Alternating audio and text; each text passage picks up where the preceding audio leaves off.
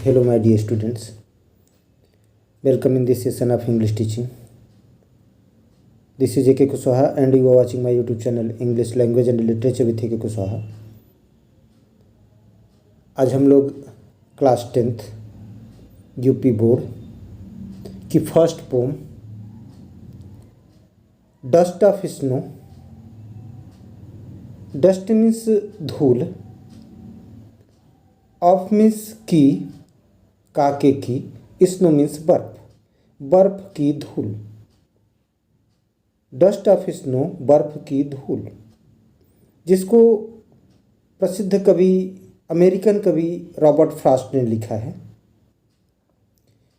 यह एक सुंदर प्रकृति से संबंधित कविता है। कवि एक हेमलॉक मीन्स धतूरा, तो कवि एक हेमलॉक धतूरे के पेड़ के तले खड़ा है। वह बड़ा उदास है। वह सोचता है कि उसका दिन खराब हो गया।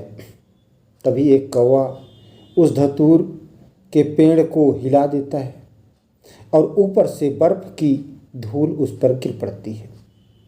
यह छोटी सी घटना कवि की मानसिक दशा में बहुत बड़ा परिवर्तन लाती है। कवि सोचता है कि उसके दिन का जो शेष भाग था उसको उस कौवे ने बचा लिया और कौवे की ही तरह वह अपने काम पर लग जाता है। आइए देखें ये पोम। डस्ट ऑफ स्नो, धूल की बर्फ। The way a crow shook down on me the dust of snow from a hemlock tree। छोटी छोटी पंक्तियों का ये फर्स्ट स्टेंजा। आप देखें कि फर्स्ट लाइन का लास्ट वर्ड क्रो है और थर्ड लाइन का लास्ट वर्ड स्नो है। इन दोनों का प्रोनाउंसिएशन एक जैसा है, तो अगर क्रो को हम राइमिंग वर्ड ए बोलेंगे तो स्नो भी ए हो जाएगा। सेकेंड लाइन का लास्ट वर्ड मी है और फोर्थ लाइन का लास्ट वर्ड ट्री है। इन दोनों की राइमिंग एक जैसी है, तो अगर राइमिंग की बात करें तो इस फर्स्ट स्टेंजा की राइमिंग होगी ए बी। क्योंकि क्रो की राइमिंग ए तो स्नो की भी राइमिंग ए, मी की राइमिंग बी तो ट्री की भी राइमिंग बी। तो इस तरह से फर्स्ट स्टेंजा की राइमिंग हो जाएगी ए बी। और सेकंड स्टेंजा की राइमिंग अब देखें। Has given my heart a change of mood and saved me part of a day I had rude. तो हार्ट मैच कर रहा है पार्ट से, मूड र्यूड से। तो हार्ट को आप अगर सी बोलेंगे तो ये पार्ट भी हो जाएगा सी, क्योंकि ए बी तो हमने ले लिया है नाम, तो अब आएगा सी। तो हार्ट सी राइमिंग हो गया, पार्ट सी राइमिंग हो गया, मूड डी हो जाएगा तो र्यूड भी डी हो जाएगा। तो सेकंड स्टेंजा की राइमिंग हो जाएगी सी डी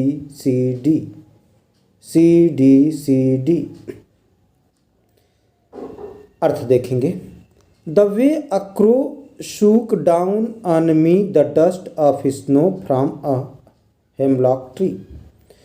तो द वे जिस तरह से, वे मीन्स माध्यम, तरह, तो जिस तरीके से, अक्रो एक कौवा, शेक मीन्स हिलाना, शेक का शूक सेकेंड फॉर्म है, तो जिस तरह से एक कौवा हिला दिया। शूक डाउन ऑन मी, मुझ पर गिरा दिया, हिलाकर मुझ पर गिरा दिया। क्या? द डस्ट ऑफ स्नो, बर्फ की धूल। डस्ट ऑफ स्नो कहाँ से?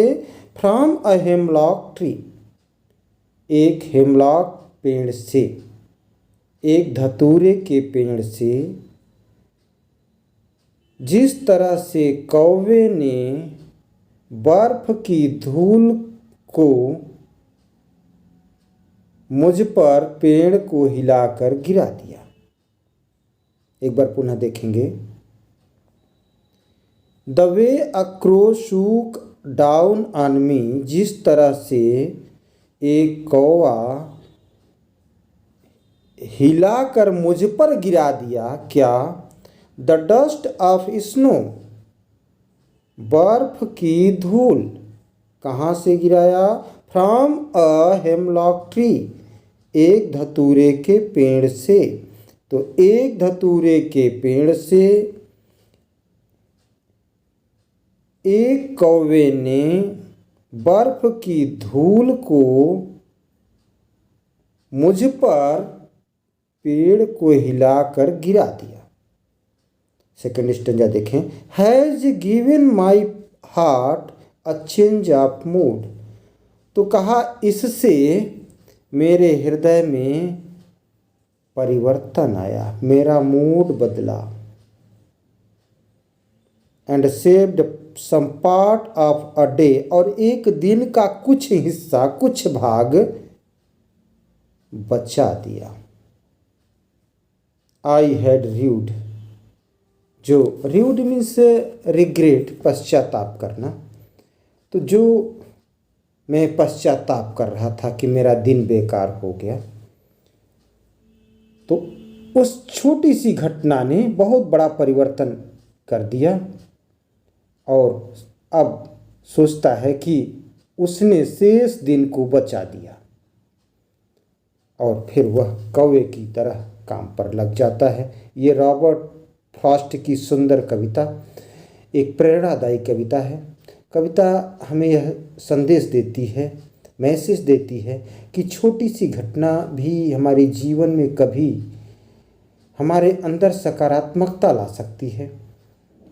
जीवन की छोटी छोटी चीज़ों को देखना और उनकी प्रशंसा करना हमारे जीवन में खुशहाली ला सकती है। प्रिय छात्रों, उम्मीद करता हूँ कि ये हिंदी एक्सप्लेनेशन आपके लिए हेल्पफुल होगा। इसके क्वेश्चन आंसर को हम लोग नेक्स्ट वीडियो में पढ़ेंगे। Thanks for watching.